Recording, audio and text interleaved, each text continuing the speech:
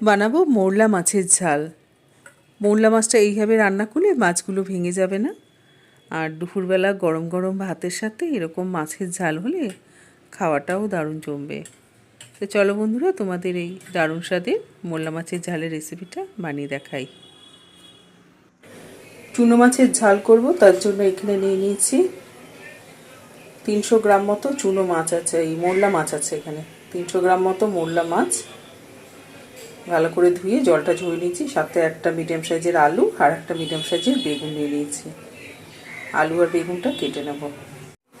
এই যে বেগুনটাকে এরকম ছোটো ছোটো করে সরু করে কেটে নিয়েছি, আলুটাকেও এরকম সরু সরু করে কেটে নিয়েছি, আলু ভাজার মতো করে কেটে ধুয়ে ভালো করে জলটা ঝরিয়ে নিয়েছি। সেই পরিমাণ অনুযায়ী দিয়ে দিলাম 1/2 চামচ নুন, 1/2 চামচ হলুদ গুঁড়ো, কালারটার জন্য 1/2 চামচ কাশ্মীরি লঙ্কার গুঁড়ো। নুন, হলুদ, কাশ্মীরি লঙ্কার গুঁড়োটা মাছের মধ্যে মেখে নেব।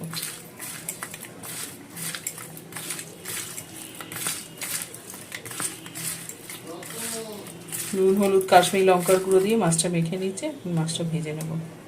কড়াই বসিয়ে দিয়েছি, কড়াই ভালো করে গরম করে নিয়ে মাছটা ভাজার জন্য একটু বেশি করে তেল দেবো, কারণ চুনো মাছ ভাজতে একটু তেল বেশি লাগে। এখানে 50 গ্রাম মতো সর্ষের তেল দিয়ে দিয়েছি, আর একটু তেল দিয়ে দেবো। এখানে 100 গ্রাম মতো সর্ষের তেল আছে। গ্যাস বাড়িয়ে দিয়েছি, তেলটা ভালো করে গরম করে নেবো। নুন, হলুদ আর কাশ্মীরি লঙ্কা যে মেখেছিলাম, নুন দিয়ে মাখা আছে তো জল বেরোবে, তাই জলটা ঝরানোর জন্য একটা ঝুড়ির মধ্যে ছড়িয়ে রেখে দেবো। জলটা ঝরে যাবে, এই মাছটা তাড়াতাড়ি ভাজা হবে। ভালো করে গরম করে নিয়েছি, দিয়ে কড়ার চারদিকে লাগিয়ে দিলাম। গ্যাসটা কমিয়ে দিয়েছি, দিয়ে 1 হাতা মতো মাছ তেলের মধ্যে দিয়ে দিলাম। দিয়ে ভালো করে তেলের মধ্যে ছড়িয়ে দেবো, দিয়ে গ্যাসটা বাড়িয়ে দিলাম। এখন ভালো করে কড়া করে ভেজে নেবো মাছটা। মাছটা খুব কড়া করে ভেজে নিয়েছি, মাছটা উল্টে দেবো।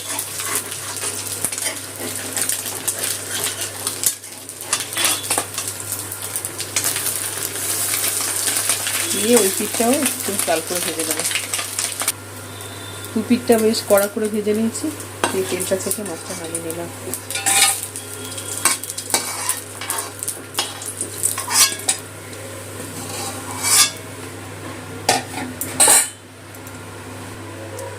বাকি মাছটাও এইভাবে ভেজে নেবো। ছড়িয়ে দিলাম, মাছটা কড়া করে ভেজে নেবো। মাছ খুব কড়া করে ভেজে নিয়েছি, তেলটা থেকে নামিয়ে নিচ্ছি।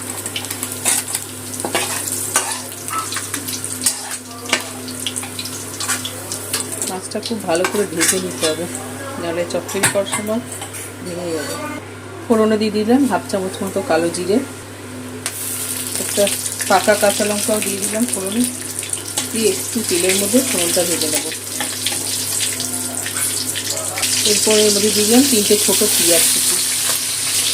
পেঁয়াজটা একটু তেলে ভেজে নেব।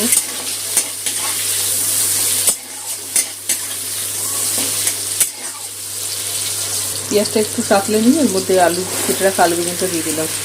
সবজির পরিমাণে দিয়ে দিলাম 1/2 চামচ নুন, 1/2 চামচ হলুদ গুঁড়ো। নুন হলুদটা দিয়ে আলুটা একটু ভালো করে ভেজে নেব।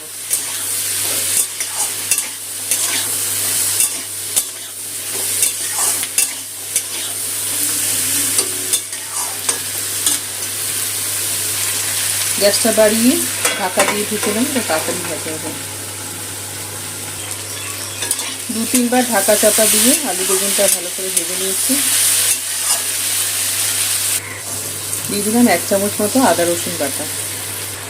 আদা রসুন বাটাটা একটুখানি আলু বেগুনের সাথে ভেজে নেব।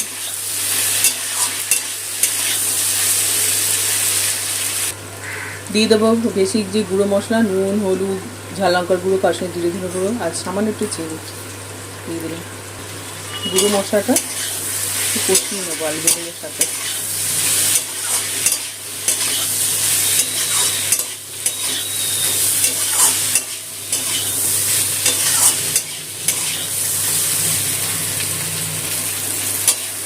মশলাটা ভালো করে কষিয়ে দিয়েছি, যে মাছটা মেখে রেখেছিলাম সামান্য একটু জল দিয়ে ধুয়ে দিয়ে দিলাম। নুন হলুদ দিয়ে রেখে রেখে জলটা দিয়ে আর একটু নেড়ে চেড়ে মিশিয়ে নেবো, একটু ফুটিয়ে নেব।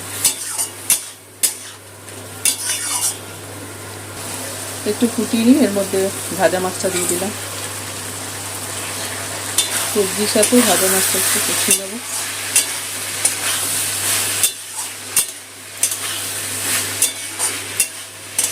খুব বেশি নাড়ানি করবো না, তাহলে ভেঙে যাবে মাছগুলো। আলুটা সিদ্ধ একটু গ্রেভির জন্য হাফ বাটি মতো গরম জল দিয়ে দিলাম ছোটো বাটির। এর মধ্যে কয়েকটা কাঁচা লঙ্কা দিয়ে দিলাম। মোল্লা মাছের ঝালে কাঁচা লঙ্কাটা বেশ ভালো লাগে খেতে। সব কিছু আবারও ভালো করে মিশিয়ে নিলাম জলের সাথে।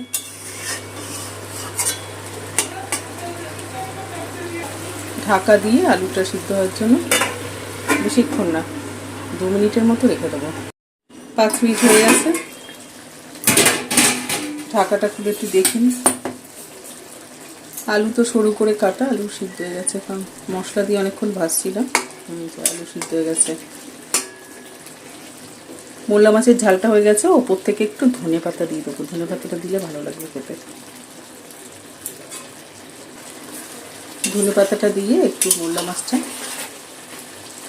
তাকে মিশিয়ে নেব মাছ আলু বেগুনের সাথে। খুব বেশি নাড়বো না, মাছগুলো ভেঙে যাবে, গোটা গোটা থাকবে না। মিশিয়ে নিলাম, দিয়ে সামান্য একটুখানি ফুটিয়ে নেব। ফুটিয়ে নিয়েছি, গ্যাসটা বন্ধ করে দিলাম। মোল্লা মাছের ঝালটা হয়ে গেছে, এবার নামিয়ে নেব। তো বন্ধুরা, তোমরাও এইভাবে মোল্লা মাছের ঝালটা বানিয়ে খেও। মাছগুলো ভাঙবে না, গোটা থাকবে, আর মাছের ঝালটা খেতেও ভালো হবে। বানিয়ে খেও। ভালো লাগলে প্লিজ বন্ধুরা একটু লাইক দিয়ে দিও, চ্যানেলটা সাবস্ক্রাইব আর ফলো করে দিও। আজ এই পর্যন্ত বন্ধুরা, চলে আসবো তোমাদের জন্য নতুন রেসিপি নিয়ে। সবাই ভালো থেকো, ধন্যবাদ।